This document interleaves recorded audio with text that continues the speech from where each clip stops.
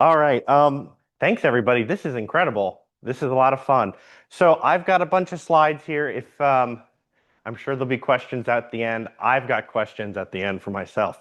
But it'll be a lot of fun. There's a lot of cool things to show here. I'm going to go through it. And again, if you do have a question that it's burning, like feel free to ask because this is pretty intense. So I started with Trout Unlimited as a project manager in June. This project went in construction in August 28th. So it was right into the fire. So this was kind of a whirlwind of different things happening, a lot of different things, but a lot of great partners like Beat, and we have a whole regional partnership with our conservation organizations, the Berkshire Clean Cold Connected Partnership, and the town of New Marlborough. We got a couple folks here, contingent here. So a lot of effort went into this project. Um, First of all, I should get you started on the location. So this project was in Hartsville on Hartsville-Mill River Road, basically right in town in Hartsville, where Lake Buell empties out into the Konkapot River.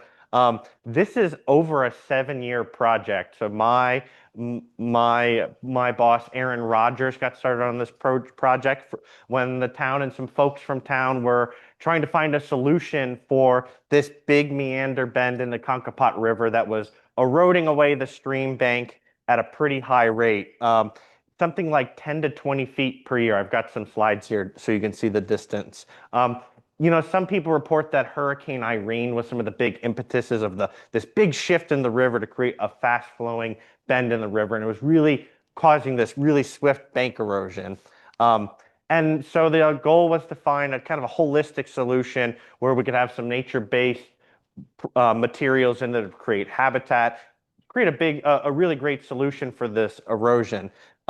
So at the end of the day, the goals here were to fix the erosion, but if you can see in the background a little bit, there's the power line in the photo here. No, it's a little tough to see. The bank was eroding towards the town road, towards Hartsville, New Marlborough Road, Mill River Road. So I'll just jump to this. So in the last like 25 years, we're talking about over 100 feet it moved towards the road. And when we started construction, it was less than 40 feet from the road. So that was a big part of this, that we had to make sure that the road didn't get washed out and damaged, but also try to create really good habitat. Um, so that's the big change here. This is what it looked like in 2024. This is an imagery that we flew with a drone, so we got the image here. And so it moved even more. And so every time there's a storm, you could go out there and you could see a big chunk of bank slough off into the river. It was constantly moving, and so it was kind of quick. And then once we got into it, this summer.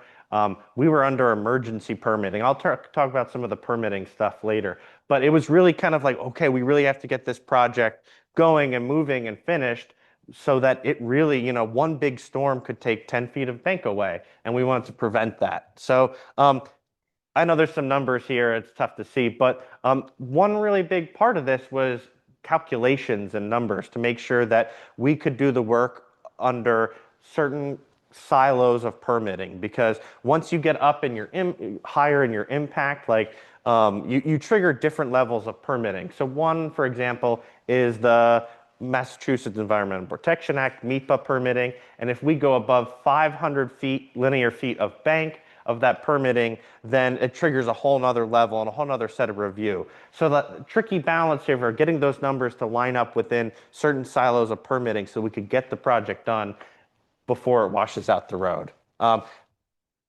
I've seen a lot of different plans for this. This has gone through, I don't know how many different plans have you folks seen?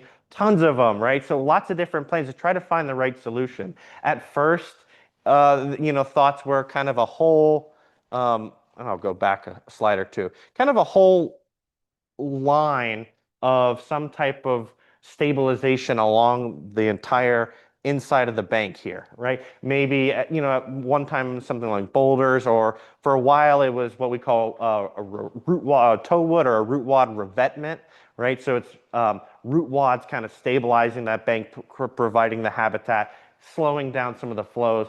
But those designs kind of only create a band-aid for the problem. And really, we wanted those flows to be away from the stream bank and still not hitting that bank, causing erosion. So the new designs, we use these things called engineered log jams. So if you don't mind, I'll say ELJ. That cuts it down a little bit. I've had to type engineered log jam thousands of times this year. But so and you'll see plenty of photos of these. But the design that came up in 2025 was to build 3 of these log jams so that they go out into the river and they're not just stopping water flows, but they're redirecting flows. They're creating kind of a diversity of flow. They'll create eddy effects. It'll push the water flows away from the bank so that that high velocity of water during floods or even during normal water levels isn't going into the bank. It's kind of staying in the middle of the stream, creating that channel. So the log jams kind of look like this, and I'll get to the real photos in a minute. But they're interlocked logs with root wads and boulders, right? And it looks kind of messy. It's supposed to be messy. Nature's messy, but all of that messiness is what locks it together. And I'll be clear, I'm not the engineer on this, right?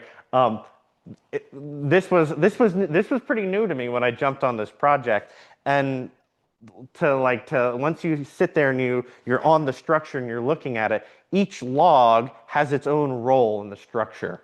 One log with a root wad on the end absorbs some of that pressure from the water hitting it, but that log also locks in another log into the structure.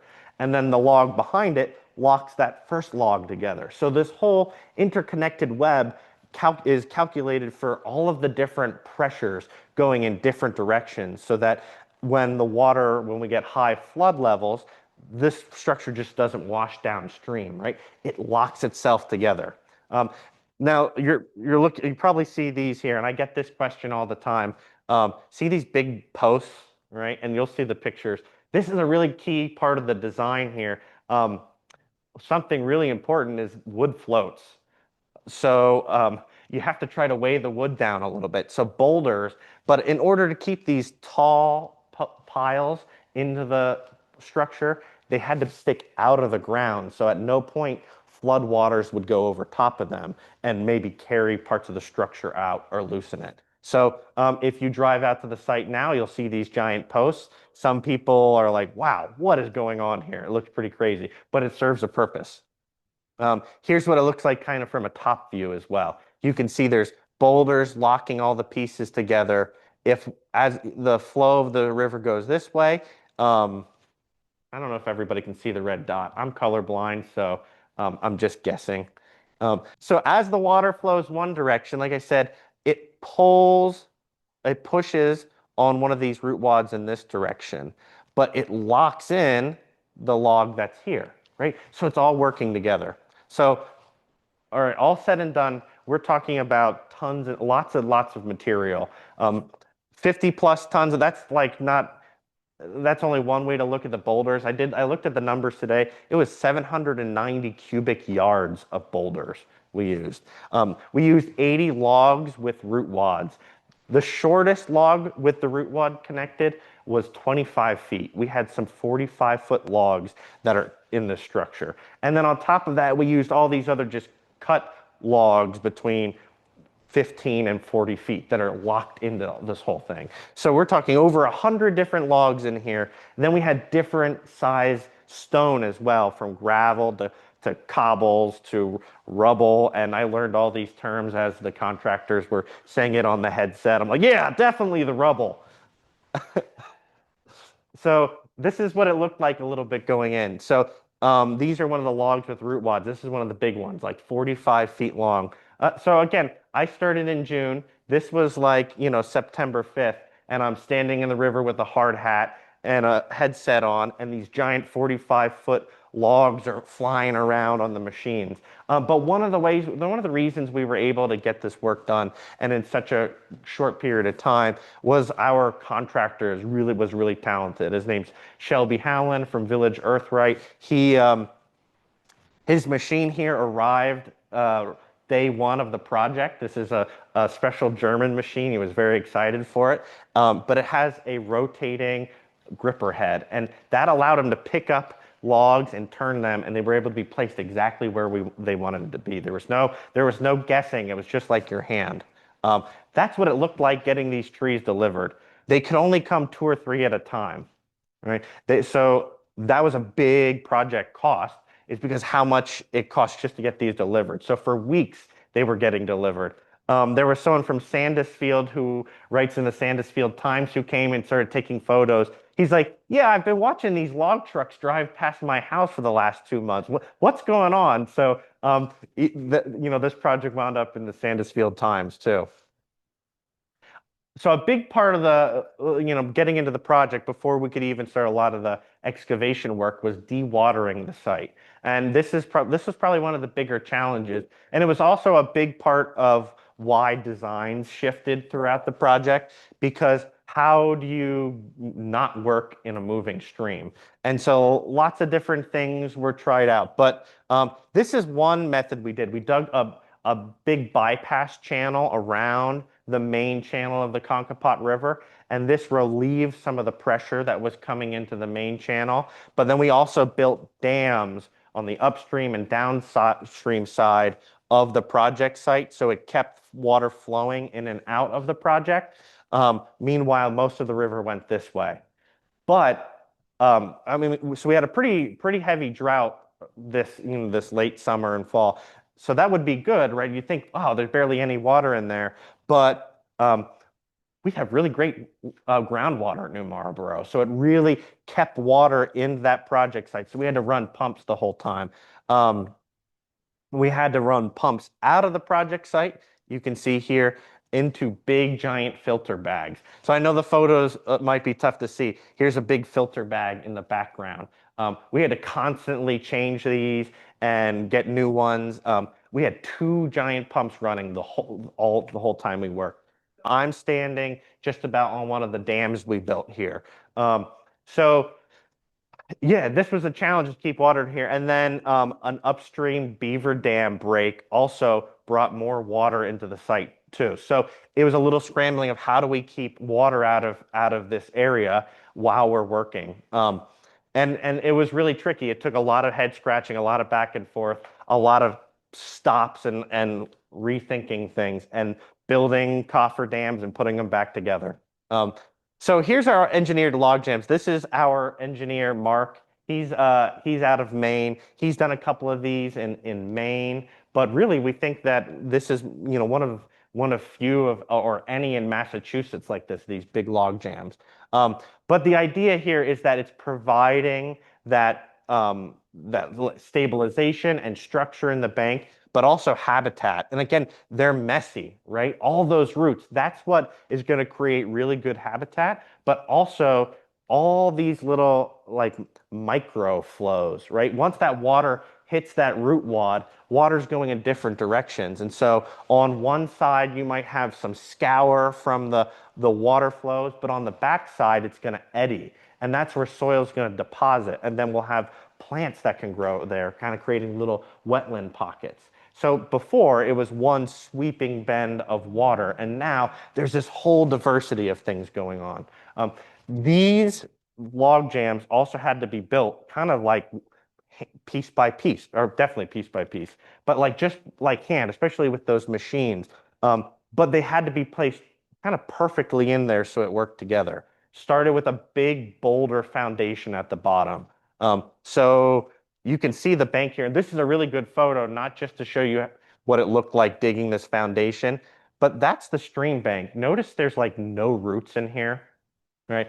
I want to step back because I forgot to mention this in the beginning. One thing that we have to do when we permit these projects is to justify why this is ecological restoration. Like, what are we restoring the site to? And part of this is this sweeping bend through a field is eroding at the rates it is because it's not natural soil conditions, right? This is probably from, looking at some of the papers, anthropogenic soils, right? There's deposited sediments from legacies of dams on the Konkapot River. We see this all across the Northeast. And so there were no roots in there. There was no boulders. we found, I think, one log in that stream bank, right? So you can see it is really fine sediment. There was nothing holding the bank together. Um, but we had to dig out where the log jams were going, put in a boulder foundation that sits about 4 feet below the water level before we could build the structure on top of it.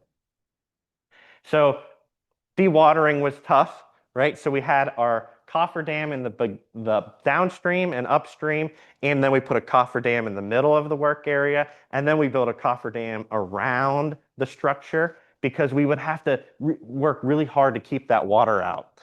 So this is the boulder wall here, and that's what holds these pile logs up in the air. And I've got some really cool videos too, and I can share it later. But I made a little website, a story map where you can see some of the videos of placing the logs. But one machine, just like two people working together, one machine would hold the log upright, and the other would put the rocks on top of it. It really looked like people doing it.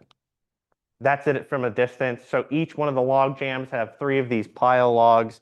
And then we start to layer in, just like Lincoln logs, the boulders and the logs over top of it. And you can see how they're pretty laced together here. An important feature that's that you can't really notice is, so it's not just boulders on the inside. We had to create these rock filters. So what went down first were some of the boulders, and then finer materials, and then finer materials. So it packed together, and that it wasn't just eroding all of that sediment out of there. It really had to create this nice barrier for everything to sit in there nicely and not have all the fine sediment wash out. So once the first layer of logs were down, kind of laid really nicely there, then the logs had to come in on each face of the log jam and kind of angle down in towards the ground. So the higher up in the structure, the higher the angle. So by the time we got to the top layer of the log jams, those logs were dug into the ground at about a 30-degree angle, right? So these big, deep trenches, and you can see how they were laid really nicely in there, and then locked together, and then the gravels and soils packed down on top of it. And there it is, just about close to finish here. You can see that big root wad wall. Ooh, that's a tough one. All right, that's locking together. And one thing here that again, it's engineered, right? But when you're working with natural materials, like there's a little bit of play of what you have to do with the different materials. So this log here was, stuck out just a bit longer so that the next root wad could lock into place behind it. I think that was kind of the fun part of working with these natural materials, is you really had to, make those final little decisions based upon the exact log we were using. We would sort logs. Nope, not this one. No, not this one. Put it down, get rid of it, get another one. So in between each of these log jams are soil lift. I called them burritos while we were out there. Called them soil burritos or soil tacos. But these what they do is they create the new bank slope here, right? It holds that slope together, because what was happening is the erosion was occurring at such a rate that no riparian vegetation really had a chance to take hold. So this brings the slope to more like a 3-to-1 ratio. But also in each little terrace are logs. So those logs are absorbing some of the force from the water, so that it's not just eroding them away. Again, these sediments were super fine. So I think without those logs, we really would have had a lot of erosion still occurring. So each one of this is a natural coir rope matting that is really tightly wrapped around each of those logs and backfilled with soil. But the nice thing about this is that we can plant directly into it. We can hammer stakes of willows and dogwoods into it, or even just cut a corner or pull it apart and plant a potted plant as well. So below, and this is a cool photo, you can see below these soil lifts, they have a foundation of boulders and root wads. So again, these are 35-foot logs, right? You just see the root wads sticking out. They're dug way into the bank. there it is in progress as well. You can see we wrapped them over. Right. And then kind of the last little bit too is we had to do a little bit of shaping the bank as well, but not just the bank that we saw that we did all the heavy work on, but the that kind of like little island that we see here, right? What we call the toe, because what we an important part of this is you don't want to raise the flood level. So if we just dug out the channel and built the new channel, when a flood goes up, it might just create a narrow channel. So we kind of had to spread out that floodplain. This is another technique so that during flood levels, that pressure of the water spreads out across the area and isn't focused in a narrow area. And so by reshaping that bank a little bit and lowering it, we could create a wider floodplain. I have a photo later. You can see that how it works. And then you can see that little swale we dug here. This doesn't have water in it most of the year, but when we get floods or high water, that channel is activated. So it takes, again, it's taking pressure off of that big bend. Here it is here. I took a lot of photos of things in action, but really the machines were crazy to watch how quickly this all happened. So a lot of words here, but so I'll move through these slides quickly to get to more photos. But permitting was a really big part of it. I jumped in June, and that I worked on a lot of different permitting pieces. We had, we went through the typical processes of Army Corps of Engineer, Conservation Commission, Natural Heritage. But because the project eventually got kicked into emergency permitting, our emergency water quality certificate through DEP kind of superseded the Conservation Commission. So we had to apply for an end of project in the middle of permitting for the higher level of project, right? And then on top of it, we had these big structures that were in the stream channel. So that triggered another level of permitting called Chapter 91, which is navigable waterways. So the Konkapot River falls under the navigable waterways. So they had jurisdiction over those structures and some of the boulders we put in the stream as well. But it was emergency permitting, so we now will have to go through the rest of the permitting process now that the project's done to fill out all of the other pieces to the project. Really complicated, really tough to understand in the first week I started. So we can skip this, but that's kind of the pieces here that I just shared, how it was all kind of worked together. The Chapter 91 permitting usually runs between a 12 and 18-month review, right? That was the last piece we had before getting started as well. We were probably about 2 months behind schedule. We were really waiting for that. And so it was kind of an everyday, can we get started now? Can we get started now? We were really waiting for that last sign off from Chapter 91. The last little piece here is we have to do some planting. We did a nice successful Halloween planting day this fall. We put in probably about 200 or 300 live staked willows and dogwoods and about 50 potted plants as well. So I got another one coming up for the spring. That's March 21st, Saturday, March 21st at 10 a.m. So I just got that date today, or rescheduled it today. So that's fresh off the news. So I think, here's the end result. Right, and I've got a fun little before and after kind of thing here too. But this is during high water, so you can kind of see it in action here. This is the day we finished the project. Really, really low water levels. So it's we took measurements off the end of the log jam to the bank here. The water level was so low below average. We were like 3 or 4 feet short of the measurements we were expecting to take at that point. But that was because the water level was so low. So this was the day we finished, and this is the first high water event, right?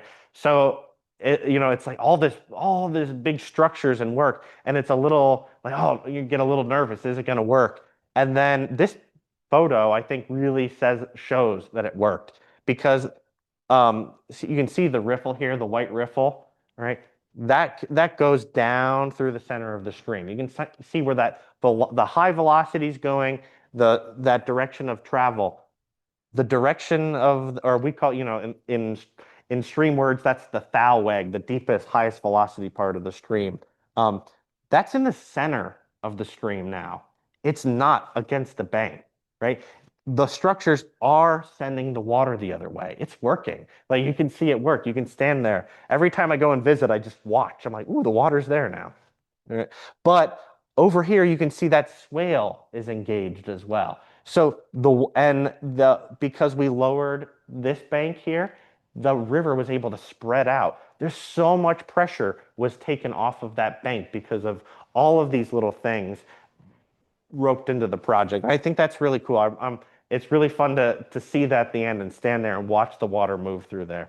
This is not a slow part of the river either, right? This is at this water level, it is cranking. I put a post in there to see the water level change. This was up about 40 inches from like an average water level at this point. So with that, I can take questions and everything. I think that's it. Softwoods, hemlocks, and pines.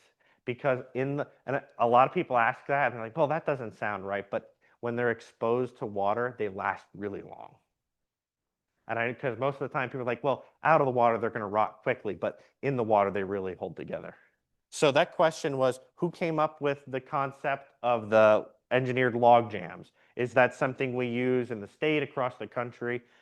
So the engineered log jams, it might be maybe the first in Massachusetts, right? So they're used in Maine and Vermont a little bit, and then a lot in the West. So Trout Unlimited, a lot of our staff are west of the Mississippi, and they do a lot of this work in the West. So it's very uncommon on the East Coast.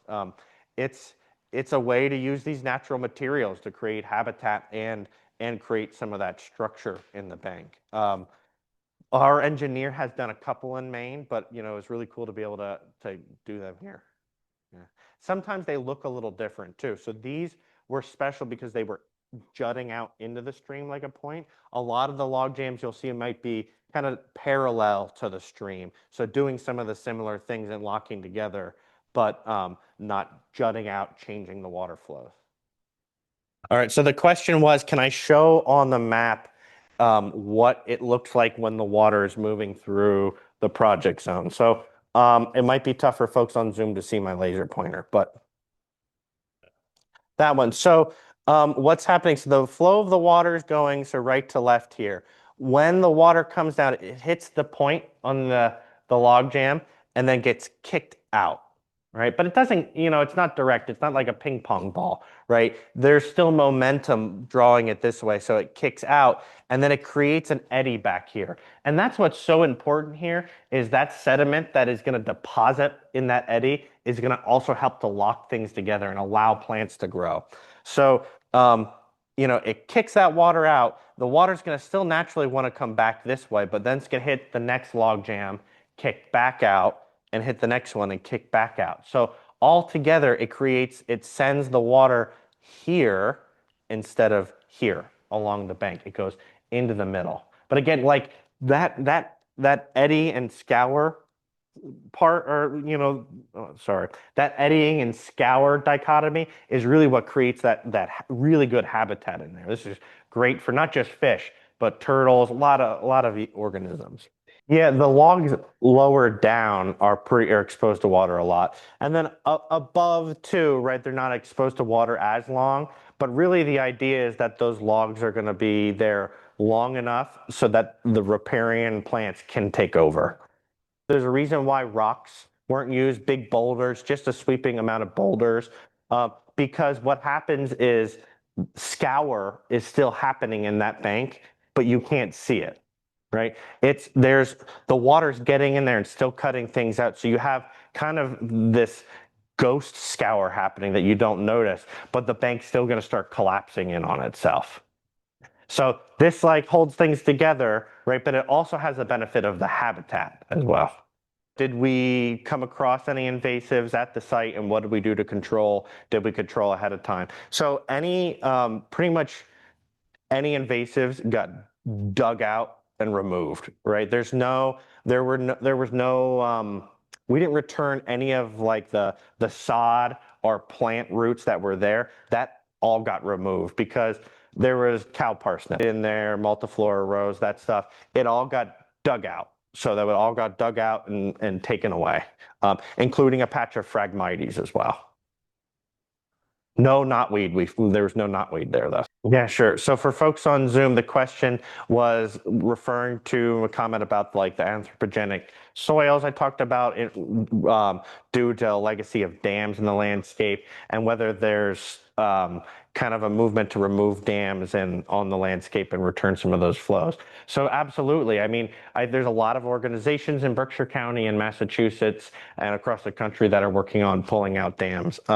We're working on a project for next summer that'll have a dam removal. That's in a dam owned by the town of North Adams. That'll get removed. I'm working on like 3 other dam removal projects. So that's definitely a big movement. And there's federal funding for it, National Fish Passage funding, right? Because those dams they're hindering lots of aquatic movement and stream connectivity. But maybe this will be helpful too of what I talked about earlier. This was like the craziest thing I think I learned since starting Trout Unlimited. But you put a dam, think about like some of these old dams we have around us that have this big wall of silt sediments stuck behind them, right? Just muck, right? The same thing was happening on smaller and bigger rivers across the landscape. But what would happen was people would build a dam for their home, for logs, for mills, right? And then maybe it wasn't big enough, so they built a bigger dam, right? Or maybe it silted in, so they built another one, or it broke and they built another one. That legacy of silting in, right, creates this big floodplain of fine sediments. So as the stream's coming through that area, right, even when that dam's gone, eventually it cuts down and then it hits the natural compacted soil and then it has nowhere to go other than sideways. Right. And then that's where we get to the point is that's releasing all of those fine sediments now.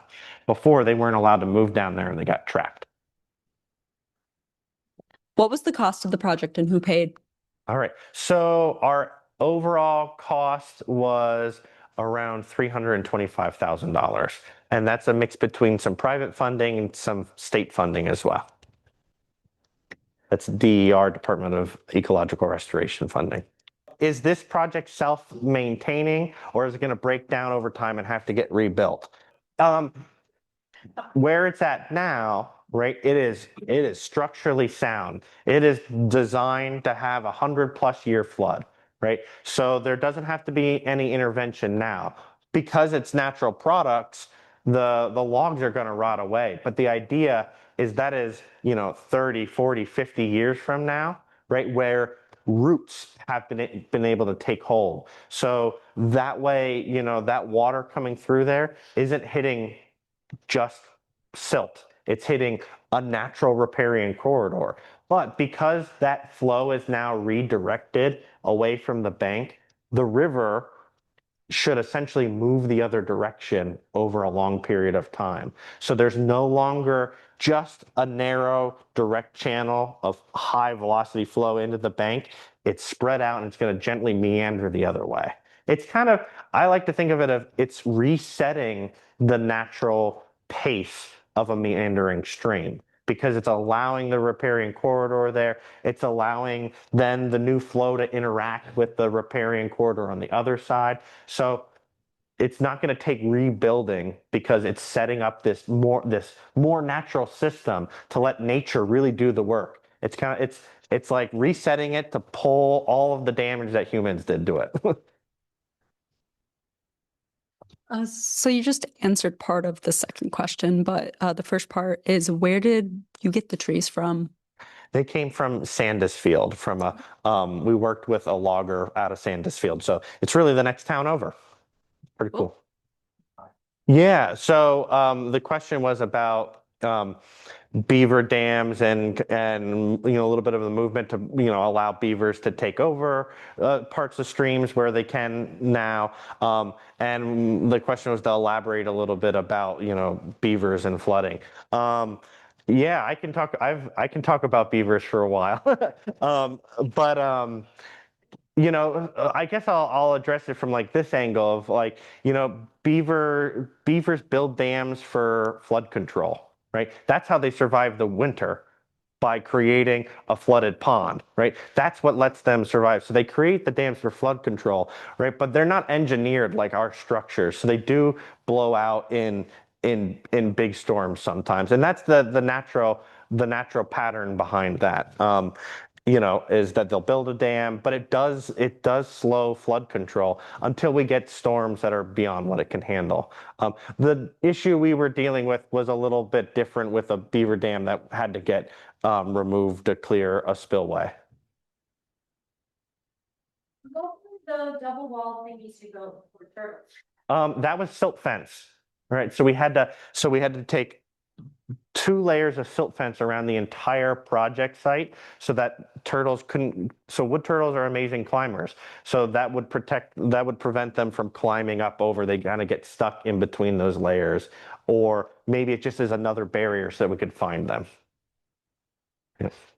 I was just curious if you could expand a bit on the riparian plant selection. I was also curious if the berm between the swale and the main river is planted, or is that meant to like erode or kind of shift? But maybe those were like. Yeah, so the question was to elaborate a little bit more about the riparian plant selection and whether the little island in between the swale and the main channel was planted. Yeah, we're gonna put some plants in there too. This is so big that it's definitely like, definitely 2 plantings, if not getting some more. And so that'll get live staked. It'll get some pots. As far as plants though, so one challenging thing was finding, getting a plant list approved, because you can't really just buy a seed mix off the shelf that says native seed mix, because it has things in it like coneflower, which is not native to Berkshire County, even though it's wild and you can find it pretty much everywhere you go, right? It's not native. So any seed mix that had coneflower was off the table. Right. So I had to get a custom seed mix made. So it didn't have that. It couldn't have state listed species in it. Even things that grow really commonly like great blue lobelia. A lot of great blue lobelias are an introduced seed stock. So it's not the native genetic seed stock. And so anything that had great blue lobelia in it was out. So that was a challenge. And then one thing that we did try to do for all of our potted plants were shrubs. We didn't go trees yet because we don't want in 30 years a big tree to topple over and rip that root wad out, right? So shrubs now. So like Shrubby willows too. yeah. So I did 3 different dogwoods that we planted in there, and then a couple different grasses that we put in, and elderberry too. I got a bunch of elderberry. I was really excited about the elderberry that we got in there, which is tax exempt because it's edible. Did you mention what you're gonna try to do to mitigate the loss of habitat for the bank swallows? Sure thing, yeah. So the question was, can I elaborate on what we're gonna do to try to bring some of the bank swallow habitat back? This might be a good photo right here. So in the bank here, that big flat eroding bank, the water cuts holes into the bank, and that's where bank swallows live. So bank swallows are a native swallow that are migratory. They'll nest in there. They nest in big colonies on the bank. But a gentle sloping stream bank doesn't have big cavities in it. So our project kind of, it reduced that bank swallow nesting hole availability. So I remember day one, I get to, when the project's introduced to me, and it's like this, it's like standing on the bank, and I look over and a bank swallow flies out. Don't worry, we did the project after the bank swallows had left. But I looked over like, wow, that's a bummer. Right. And so I did a little research, and we're going to build bank swallow nesting boxes, colony boxes. So working with the Hoffman Bird Club to get these in, and it's going to be kind of a little experimental to see if they work, but we're going to replace some of that nesting availability. And really, as far as I've seen, these structures really haven't been used much in the US. I had to reach out to somebody in the UK about them. I also like had to design them myself because the ones in the UK that they use are like twice the size of the screen here. So yeah, they're huge. They're gigantic. So it's really exciting, and I really hope that we can start to get a little success in getting nest swallows to use the boxes. And then if that's successful, really can start replicating that, because bank swallows, like most of our aerial insectivore birds, are in decline, right? In really heavy decline population wise. So it's really exciting. That section of river, I said duck, like a National Geographic episode. There were hundreds of bank swallow nests in there. Yeah. You have a blue-winged olive hatch coming off the river, and all the birds would be coming up, just moving down, and it was unbelievable. Trout are hammering bugs, the birds are taking bugs, it's just, I get goosebumps thinking about it. I've had beaver coming up, knock me off the bank, slam, 6 inches behind me, and it's an incredible spot. Yeah, and I'll just say that, and I don't know if we have any questions anymore, but that's a really good thing that I want to say too. And I've said it a bunch of times when asked about the Konkapot. But one thing that happened to me is I fell in love with the Konkapot during this project. They're like, you look at it, look at the pictures here, like, wow, it's a stream, right? It's a river, right? And you're on the bank, you're like, well, that's the Konkapot River. You stand in the Konkapot and you see what you saw, right? The blue-winged olives hatching, right? You see the bank swallows. You go there in the winter, right? And you still see kingfishers even in the winter hunting in there. I've got trail camera photos. There's a couple of mallards swimming around in there, right? It is an amazing stream. You got to stand in it though. You have to feel it. You have to feel the Konkapot move around your feet. And then you look down and you see like, and then you see like 15 million crayfish, right? It's like you can't not step on crayfish. So it's a really amazing thing. Drive by and see these giant posts sticking out of the ground. It's not like a haunted house thing, I promise.